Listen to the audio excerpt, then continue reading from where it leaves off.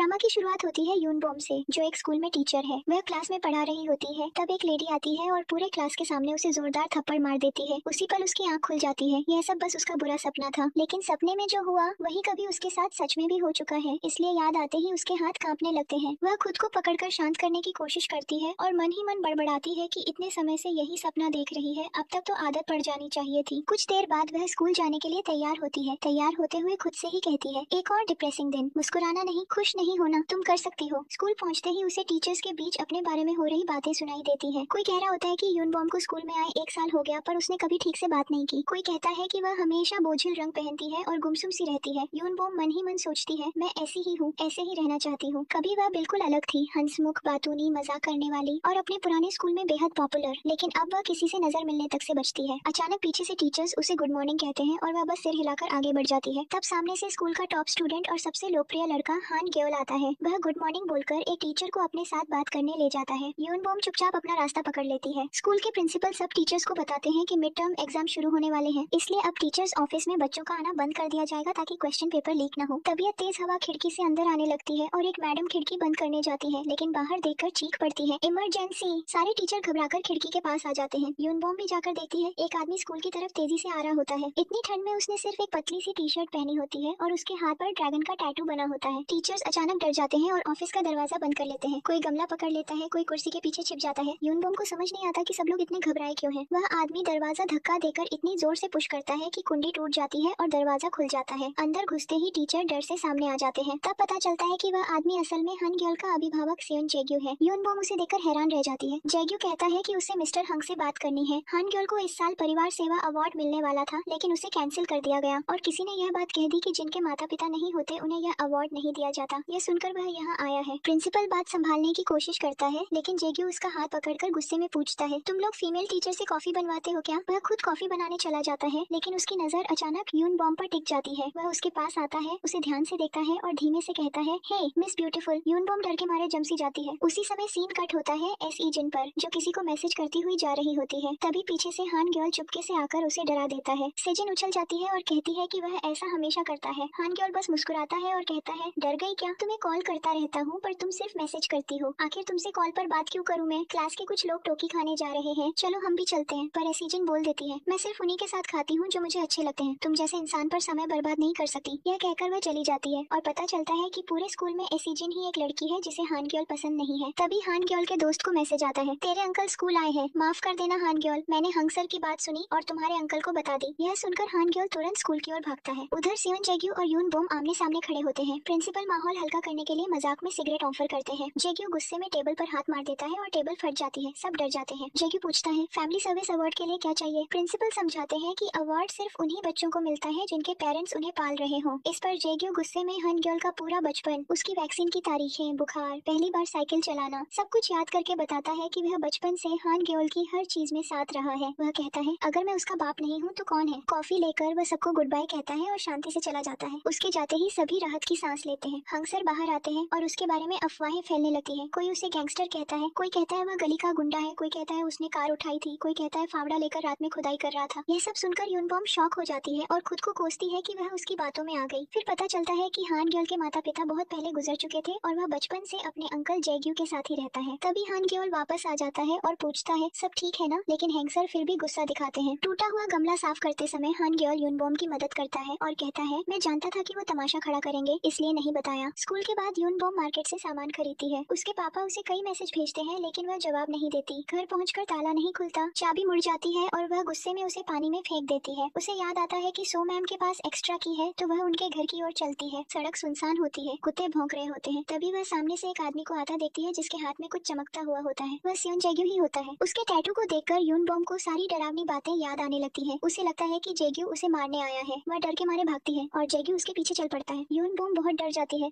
तो वह जल्दी से पुलिस को कॉल करने लगती है, लेकिन तभी सियोन जेग्यू उसके करीब आ जाता है और उसकी पीठ में कुछ चुभाता है। डर के मारे यूनबॉम रुक जाती है और फोन गिर जाता है। जेग्यू फोन उठाकर देखता है, ओह तो पुलिस को बुला रही थी। यूनबॉम घबराकर बोलती है, कृपया मुझे मत मारिए, अगर मैं मर गई तो मेरे फ्यूनरल पर कोई नहीं आएगा, मेरे पेरेंट्स से भी रिश्ते टूट चुके हैं। जेग्यू चौंक कर पूछता है, कौन सा हथियार, कौन सी गली, तू इसकी बात कर रही है? और वह 30 सेंटीमीटर का चिकन टिक्का निकालता है। यूनबॉम शॉक्ड, ओह ये मैंने सोचा ही नहीं था। टैटू और ये हाथ में देखकर डर गई थी। जेग्यू अपना टैटू रगड़ कर दिखाता है, ये असली नहीं है, पेट्रोल पंप वाले ने दिया था। गिफ्ट है, फेंक नहीं सकता। यूनबोम कहती है मैं अभी अभी सोल से शिफ्ट हुई हूँ इसलिए पता नहीं था। वह जाने लगती है पर जैग्यू पूछता है तुम यहाँ रहती हो क्या, सावधान रहना बाहर खतरा है। वह बताती है कि उसके घर का ताला नहीं खुल रहा। जैग्यू ताला चेक करने लगता है। यूनबोम मना करती है पर वह पीछे हटकर दरवाजा तोड़ने ही वाला होता है। वह घबराकर बोलती है प्लीज ऐसा मत करो, ये मेरा घर नहीं किराए का है। जैग्यू उसकी नहीं सुनता और दौड़कर गेट की तरफ जाता है, लेकिन दरवाजा नहीं तोड़ता बल्कि दीवार कूदकर अंदर जाता है और अंदर से गेट खोल देता है। यूनबोम हैरान रह जाती है। वह कहता है ठीक है मैं चलता हूँ, नहीं तो ये बेचारा चिकन टिक्का ठंडा हो जाएगा। याद रखना गलती की कीमत चुकानी पड़ती है। टाइम देखते ही वह जल्दी से निकल जाता है। जैग्यू के घर में ढेर सारे अवार्ड्स और ट्रॉफीज रखी होती है जो हानग्योल ने जीते हैं। जैग्यू घर आता है और हानग्योल को चिकन टिक्का देता है, उसका फेवरेट। जैग्यू एक अवार्ड साफ करता है और फिलिप पूछता है बॉस वो तो अभी साफ किया था। अवार्ड पर लिखा होता है फैमिली सर्विस अवार्ड और जैग्यू फक्र से कहता है क्या मेरा फेवरेट है। वह फिर पूछता है क्लास टीचर का नाम क्या है। हानग्योल जवाब देता है यूनबोम, वो सोल की है। हानग्योल कहता है अंकल आप स्कूल की टेंशन मत लो, मैं संभाल लूंगा। जैग्यू उल्टा कहता है जब तू मत लो बोलता है तभी मेरी टेंशन बढ़ती है, अगर मैं तेरी टेंशन नहीं लूंगा तो क्या फायदा, तेरे अवार्ड्स किस मुंह से लूंगा फिर। हानग्योल हंसते हुए कहता है ठीक है आज से सब बताऊंगा। जैग्यू डांटते हुए बता देना वरना जिंदा गाड़ दूंगा। हानग्योल कचरा फेंकने जाता है और फिलिप पूछता है बॉस क्या पुलिस ने आपको आज पकड़ा था। जैग्यू हंसकर कहता है नहीं आज तो मैंने पुलिस को इग्नोर किया, वह मुझे पहचान नहीं पाए। फिर वह धीरे से कहता है स्प्रिंग आ गया है, फ्लावर्स खिल रहे हैं। फिलिप याद दिलाता है पर आपको स्प्रिंग पसंद नहीं, खुजली करती है। जैग्यू हल्की मुस्कान के साथ हाँ पर अब अच्छा लगने लगा है। 2 हफ्ते बीत जाते हैं, एग्जाम्स खत्म हो चुके हैं और रिजल्ट बांटे जाते हैं। अब यूनबॉम को पेरेंट्स से मीटिंग करनी है जिससे वह परेशान होती है। दाहन और मिनगुक के पेरेंट्स इसी स्कूल में टीचर होते हैं। सेजिन के पेरेंट्स गवर्नर हैं। सेजिन अपना रिजल्ट देखती है, वह सेकंड आई है और फर्स्ट हमेशा की तरह हानग्योल ही है। हानग्योल को देखते ही यूनबॉम याद करती है उसके अंकल ने तो कहा था कि कीमत चुकानी पड़ेगी। वह बच्चों से कहती है एग्जाम्स खत्म हो चुके हैं, अब पेरेंट टीचर मीटिंग होनी है। यूनबॉम क्लास से कहती है कि वह सभी पेरेंट्स को कॉल करेगी। इसी में कोई कह देता है हानग्योल के पेरेंट्स तो आ नहीं सकते। यह सुनकर हानग्योल हल्का सा उदास होता है लेकिन मुस्कान के साथ इग्नोर कर देता है। क्लास के बाद एसीजिन यूनबॉम के पास आती है और मीटिंग टालने की रिक्वेस्ट करती है। वह बहाने बनाती है कि उसके पेरेंट्स इलेक्शन में बिजी है। यूनबॉम कहती है कि वह अलग से समय दे देगी। जाते जाते सीजन कह देती है आपको तो पता है ना पेरेंट्स की पावर कैसे यूज करनी है। यह सुनकर यूनबॉम रुक जाती है, उसे समझ नहीं आता सेजिन को उसके पास्ट के बारे में कैसे पता चला। टीचर्स ऑफिस में यूनबॉम सभी पेरेंट्स को कॉल कर लेती है, बस सियोन जैग्यू ही बचता है। वह कॉल करने से डरती है। तभी एक टीचर बोलता है हाँ उसे जितना हो सके टालिए, लेकिन बाकी टीचर्स कहते हैं यूनबॉम सोल में 6 साल काम कर चुकी है, इतना नहीं डरती। जिसे डर नहीं लगता उससे मीटिंग क्यों टालेगी। तभी मिस्टर हंग घायल हाथ दिखाते हैं और कहते हैं ये निशान जेजियू ने दिया था, बड़ा शीशा घुसा दिया था, फीमेल टीचर्स थी इसलिए बच गया, अकेले मिलता तो पता नहीं क्या करता। दूसरे टीचर बोलते हैं गुंडा है तो क्या, अपने बच्चे की क्लास टीचर को थोड़ी मारेगा। सब यूनबॉम को मोटिवेट करते हैं आज ही कॉल करो नहीं तो हमेशा डरती रहोगी। सीन कट होता है सियोन जैग्यू पर जो अपने पंटरों के साथ एक रेस्टोरेंट में घुसता है। रेस्टोरेंट की मालकिन डर जाती है, सोचती है पैसे लेने आए हैं, पर जैग्यू पूछता है टोकी कितना बचा है और सब बैठकर मजे से खाना शुरू कर देते हैं। तभी उसे अननोन कॉल आता है। हेलो, डरते हुए यूनबॉम कहती है मैं हानग्योल की क्लास टीचर यूनबॉम बोल रही हूँ, ये पूछना था कि आप पीटीएम के लिए कब आ सकते हैं। जैग्यू तुरंत बोलता है मैं अभी आ रहा हूँ दौड़कर। यह सुनते ही पूरे स्कूल में अफरा तफरी मच जाती है। टीचर बैग लेकर घर भाग जाते हैं। यूनबॉम घबरा जाती है और जल्दी से कहती है नहीं नहीं अभी नहीं आना, मीटिंग तो काउंसलिंग रिपोर्ट के बाद होनी है। जैग्यू ठहर कर पूछता है तो कब आऊँ। यूनबॉम कहती है मंडे 4 PM। वह मान जाता है। सो मैम कहती है यून मैम तैयार रहिए, अभी सिर्फ आधा साल हुआ है, अगर उसे झेलना है तो उसे दबाकर रखिए। यूनबॉम रुककर उनसे सब कुछ बता देती है, कैसे दूसरी रात उसे लगा कि जैग्यू हथियार लेकर उसे मारने आया है, कैसे उसने पुलिस कॉल करते पकड़ लिया। ये सुनकर सो मैम हैरान, ओह माय गॉड, तो वह बदला लेने की धमकी दे चुका है और सोल में भी कुछ हुआ था इसलिए तुम यहाँ आई, सही है ना। यूनबॉम बात टाल देती है। वह पूछती है उससे कैसे निपटूं, उसे हराने का कोई तरीका है क्या। सो मैम कहती है हाँ, एक इंसान है जिससे जैग्यू भी डरता है, उसके सामने वो भीगी बिल्ली बन जाता है। सीन कट होता है। सो मैम यूनबॉम को एक रेस्टोरेंट में ले आती है उस इंसान से मिलवाने। वहाँ की ओनर ऑर्डर लेने आती है और पूरे गुस्से में बोलती है तेरी खोपड़ी में हक्का नूडल्स उग रहे हैं क्या, इतना चपर चपर करेगी तो जुबान खींच लूंगी, 2 औसम बुलगोगी खा और चुपचाप निकल ले। यूनबॉम उसकी बात सुनकर कांप जाती है, मुंह से आवाज तक नहीं निकलती। सो मैम बताती है हानग्योल के अंकल भी यहाँ टोफू स्ट्यू खाने आए थे, पर इस लेडी ने उनकी भी बोलती बंद कर दी थी, तुमको भी इसी की तरह उनसे बात करना होगा। यूनबॉम एक लाइन बोलती है और तुरंत समझ जाती है ये लेडी जैसा बोलती है वैसा बोलना उसके बस की बात नहीं, इसलिए वह तय करती है कि वह अपने तरीके से सियोन जैग्यू को हैंडल करेगी, ना चिल्लाकर ना धमकाकर बल्कि शांत रहते हुए। कुछ दिन बीत जाते हैं और मंडे आ जाता है। आज यूनबॉम की सियोन जैग्यू से पीटीएम में मुलाकात होनी है। वह पहली बार अच्छे कपड़े पहनकर स्कूल आती है। उसे देखते ही बच्चे चौंक जाते हैं। मैम क्या आज आपका बर्थडे है, आप तो हमेशा ब्लैक पहनती थी। यूनबॉम सिर्फ मन में सोचती है गुंडों से लड़ने को ताकत नहीं दिमाग चाहिए, मैं जीतने के लिए हारने तक को तैयार हूँ। स्कूल छूटते ही सारे टीचर्स भाग जाते हैं क्योंकि सभी को पता है कि आज जैग्यू आने वाला है। उनके जाने से यूनबॉम का कॉन्फिडेंस थोड़ा हिलता है। तभी उसे हानग्योल दिखता है। वह उससे कहती है तुम्हें पता है ना आज तुम्हारे अंकल आने वाले हैं, तुम रुक नहीं सकते। हानग्योल उसे रियश्योर करता है यून मैम इतना डरिए मत, आप कर सकती हैं। उसके जाने के बाद यूनबॉम खुद को मेंटली तैयार करती है, ईगो बंद, शांत रहना, चाहे वो कुछ भी बोले। कुछ ही देर में सियोन जैग्यू एक बड़ा गमला लेकर स्कूल पहुंचता है और मीटिंग रूम की ओर बढ़ता है। सीन कट होता है एक नए इंसान पर। एक स्टाइलिश आदमी फोन पर बात बात करते हुए कहता है, मैं बिजी हूँ, पॉइंट पर आओ। आप एक्ट्रेस जोंगनम ही हैं? हाँ, मैं आपका फैन हूँ, पर मैं फ्री में काम नहीं करता। साथ ही वह राह में लड़कियों की फाइलें उठाता है, किसी के लिए दरवाजा खोलता है, मतलब वह रूड नहीं, बस दिखावटी सख्त है। उसका नाम है चॉय युजुन, एक लॉयर। उसका असिस्टेंट बताता है, सर आपकी कंप्लेंट फाइल हो गई है, अब कोर्ट हमें अक्यूज्ड का एड्रेस ढूंढने का ऑर्डर देगी। चॉय युजुन मुस्कुराता है, यही तो चाहिए था, 10 साल से उस आदमी को ढूंढ रहा हूँ, स्कूल से लेकर अब तक वह कहीं नहीं मिला, पर अब उसका एड्रेस मिल जाएगा। फ्लैशबैक में दिखता है कि स्कूल डेज में वाईजुन को कुछ लड़के बहुत बुरी तरह बुली करते थे, उसे मारते थे, अपमानित करते थे, और उनमें से एक लड़का गुमनाम गायब हो गया। युजुन कहता है, तुम जानते हो मैं अच्छे कपड़े क्यों पहनता हूँ? क्योंकि जब मैं उससे मिलूं तो उसे दिखा सकूं कि मेरी जिंदगी उससे कहीं बेहतर है। उसे पछतावा होना चाहिए, वह एक गलत आदमी से भिड़ा था। वह मन ही मन कहता है, जब तक मैं तुझे ढूंढ न लूं सेवन जेग्यू, तू जिंदा रहेगा। अब दृश्य वापस पीटीएम रूम में आता है। सेवन जेग्यू गमला लेकर भीतर प्रवेश करता है। यूनबोम कहती है, nice to meet you officially, I am हन गर्ल्स क्लास टीचर यूनबोम। जेग्यू कहता है, जानता हूँ। वह गमला आगे बढ़ाता है। यूनबोम घबरा जाती है, हमें गिफ्ट्स लेने की अनुमति नहीं है। जेग्यू हंसते हुए कहता है, गिफ्ट नहीं है, उसने उस दिन गमला तोड़ा था, ये उसकी भरपाई है। यूनबोम गमला पकड़ने लगती है, लेकिन जेग्यू रोक देता है। अरे क्या कर रही हो, हाथ तुड़वा लोगी? मैं रख देता हूँ। गमला रखने के बाद दोनों बैठते हैं। जेग्यू की हाइट बहुत ज्यादा है, इसलिए वह डेस्क साइड में कर देता है और बहुत पास आकर बैठ जाता है। यूनबोम सभ्यता बनाए रखने की कोशिश करती है, लेकिन जेग्यू जिद करता है,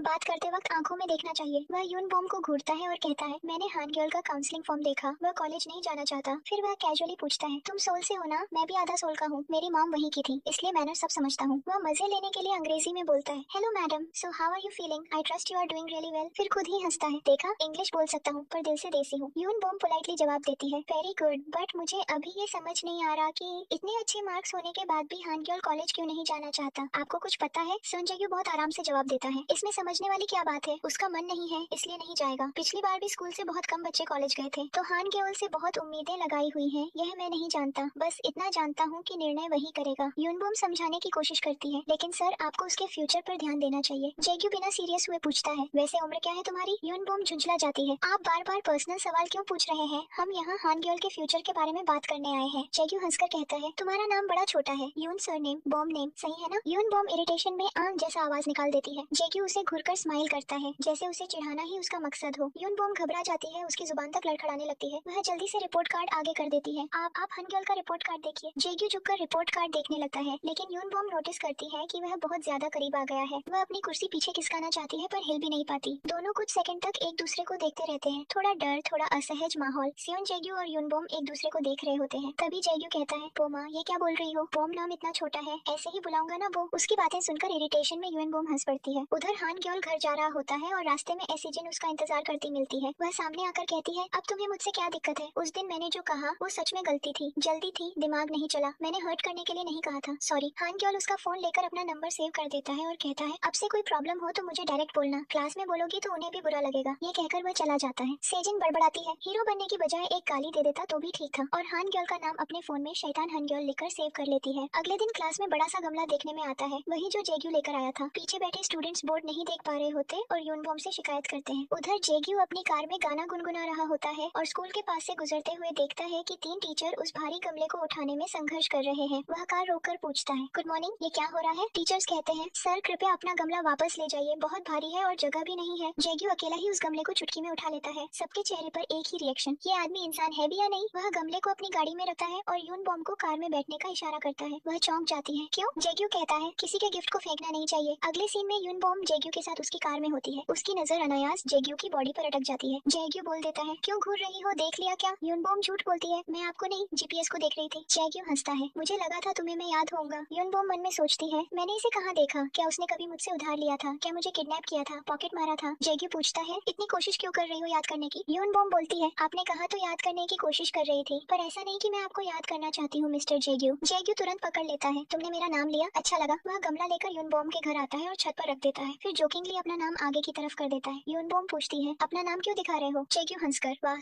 तुम कहा मुझे, तुम कहो या आप, मुझे कोई प्रॉब्लम नहीं। फिर वह छत से समुद्र का नजारा देखने लगता है और यूनबोम पीछे से उसकी बॉडी को फिर से चोरी छिपे देखती है। खुद को डांटती है, अरे देखना बंद कर यूनबोम, क्यों अटक रही है नजरें? जेग्यू कहता है, चलो अब एक आइस्ड कॉफी पिला दो। यूनबोम जमकर कहती है, घर में कॉफी खत्म हो गई है। जेग्यू, ठीक है अगली बार पी लेंगे, पक्का? और फिर डेट जैसा महसूस कराने के अंदाज में पूछता है, चलो बताओ अगली बार कब फ्री हो? यूनबोम बचने के लिए कहती है, अभी फ्री हूँ मैं। जेग्यू तुरंत, तो चलो कॉफी पीते हैं, मेरे साथ मिलने को मरी जा रही हो ना? यह बोलकर वह वापस चला जाता है। यूनबोम थककर कहती है, ये आदमी कितना अजीब है यार। उसी वक्त मिस्टर हंग का कॉल आता है। वह कहते हैं, एनवायरमेंटल क्लब मैं तुम्हें सौंप रहा हूँ, प्रिंसिपल से परमिशन ले ली है। यूनबोम परेशान, मैंने पूछा भी नहीं और मुझे दे भी दिया। वह खींची हुई कॉल काटती है। तभी तभी एक और कॉल आता है और बिना नंबर देखे वह चिल्लाती है, कौन बोल रहा है? उधर से आवाज आती है, वो माँ चलो आज फोन तो उठाया, तुम्हारे डैड बोल रहा हूँ। यूनबॉम हैरान रह जाती है। फोन पर यूनबॉम के डैड रोते हुए कहते हैं, तेरे जाने के बाद मैं कितना रोया हूँ, मुझे वो सब नहीं कहना चाहिए था, कम से कम बता तो दे तू कहाँ है, मुझे तेरी बहुत याद आती है बेटा। यूनबॉम एक शब्द नहीं बोल पाती, कॉल काट देती है और फुट फुट कर रो पड़ती है। तभी अचानक कोई दरवाजा पीटता है, वह सिर साफ करके दरवाजा खोलती है। बाहर सियोन जेग्यू कॉफी लेकर खड़ा है। वह पूछता है, तुम रो रही थी क्या? यूनबॉम आंखें पोंछती है, नहीं बस ऐसे ही। जेग्यू उसे चोको पाई देता है, दिल भारी हो तो मीठा खाना चाहिए। ये बात सुनते ही यूनबॉम को याद आता है कि किसी और ने भी ये बात कही थी, पर चेहरा याद नहीं आता। सीन कट होता है एक्ट्रेस जुंग नमही पर, जहाँ चॉ ये जुन उससे मिलने आया है। नमही गुस्से में कहती है, तुमने फेक फैन क्लब बनाया, मेंबर्स बढ़ा चढ़ाकर बताए, तुम मेरे लिए एक इंसान नहीं ढूंढ सकते? ये जुन कहता है, मैं फैन हूँ, डिटेक्टिव नहीं। नमही धमकी देती है, मेरा काम नहीं किया तो अनफॉलो कर दूंगी और फैन क्लब चेयरमैन से भी हटवा दूंगी। ये जुन मजबूरी में पूछता है, कौन है जिसे ढूंढना है? नमही कहती है, मेरी बेटी, वो घर छोड़कर चली गई, आज तक नहीं लौटी। ये जुन शॉक हो जाता है। इसी दौरान सियोन जेग्यू पुलिस स्टेशन पहुंचता है क्योंकि किसी ने उस पर कंप्लेंट दर्ज की है। ऑफिसर पूछता है, तुझे मालूम है तू यहाँ क्यों है? जेग्यू मुस्कुराकर कहता है, हाथ नहीं लगाना चाहता था, हालात ऐसे थे कि करना पड़ा। सिचुएशन को हल्का करने के लिए वह ऑफिसर को भी चोको पाई देता है, दिल भारी हो तो मीठा खाना चाहिए। उधर यूनबॉम लाइब्रेरी में बैठकर सोचती रहती है, आखिर किसने कहा था कि मीठा खाना चाहिए? स्कूल जाते समय वह पुलिस स्टेशन के बाहर भीड़ देखती है और सोचती है, ये लोग गैंग बैंग वाले हैं क्या? तभी जेग्यू बाहर आता है। यूनबॉम घबराकर छिप जाती है। लोग लाइन में खड़े होकर उसे टोफू खिलाते हैं, जैसे किसी सम्मान समारोह में हो। यूनबॉम ये सब देख चौंक जाती है। सुबह सुबह पुलिस स्टेशन के बाहर ये टोफू क्यों खा रहा है? वह जल्दी से वहाँ से निकल जाती है। स्कूल में एनवायरमेंटल क्लब की क्लास लेते समय यूनबॉम ध्यान नहीं दे पाती। स्टूडेंट्स शिकायत करते हैं, मिस हम पूरे दिन क्लास में ही बैठेंगे क्या? ड्रोन क्लब वाले तो बाहर जाते हैं। सेजिन ताना मारती है, एक्सचेंज प्रोग्राम वाली टीचर क्लब के लिए मेहनत थोड़ी करेंगी। यूनबॉम चौंक जाती है, एक्सचेंज प्रोग्राम? तो तुम लोगों को पता है कि मैं सोल वापस जा सकती हूँ? बच्चे पूछते हैं, मैम आप कब जाएंगी? यूनबॉम कहती है, जब भी जाऊँ, अभी मैं यहाँ की इंचार्ज हूँ और अपने काम की पूरी कोशिश करूंगी। तभी हन गर्ल कहता है, मैम मेरे अंकल पावर प्लांट में काम करते हैं, क्या हम फील्ड ट्रिप वहाँ कर सकते हैं? यूनबॉम शॉक, तुम्हारे अंकल काम करते हैं? बाकी बच्चे भी हैरान हो जाते हैं। हन गर्ल कहता है, हाँ मैम, मैं उन्हें सुबह चिकन टिक्का खाते भी देखता हूँ और पुलिस स्टेशन के बाहर टोफू खाते भी। बच्चे इंसिस्ट करते हैं कि ट्रिप वही हो, पर यूनबॉम मना कर देती है। हन गर्ल समझ जाता है। वही पावर प्लांट में काम करते समय जेग्यू को एक लड़के का कॉल आता है। वह बताता है कि मैम ने पावर प्लांट ट्रिप मना कर दिया। स्कूल छूटने के बाद यूनबॉम को रास्ते में जेग्यू मिल जाता है। वह पूछता है, तुमने मेरी कंपनी को रिजेक्ट क्यों किया? मेरे स्कूल में कैमरे लगे हैं क्या? 2 घंटे पहले क्लास में क्या हुआ मुझे सब पता है। यूनबॉम मन में कहती है, मैं इसे अपने ऊपर हावी नहीं होने दूंगी। वह कामली कहती है, फील्ड ट्रिप टीचर डिसाइड करते हैं, आपकी कंपनी पास है पर जाना जरूरी नहीं। दूसरा प्लांट 25 किलोमीटर है और एक 35 किलोमीटर है, बस नहीं है, कैसे ले जाएंगे बच्चों को? जेग्यू नाराज होकर कहता है, हन गर्ल को अनाथ कहकर अवार्ड छीन लिया गया। मैं चाहता हूँ उसके दोस्त देखें कि उसके अंकल उसके लिए क्या करते हैं। यूनबॉम दिमाग में सोचती है, मैं उसकी इमोशनल बातों में नहीं फंसने वाली। वह कहती है,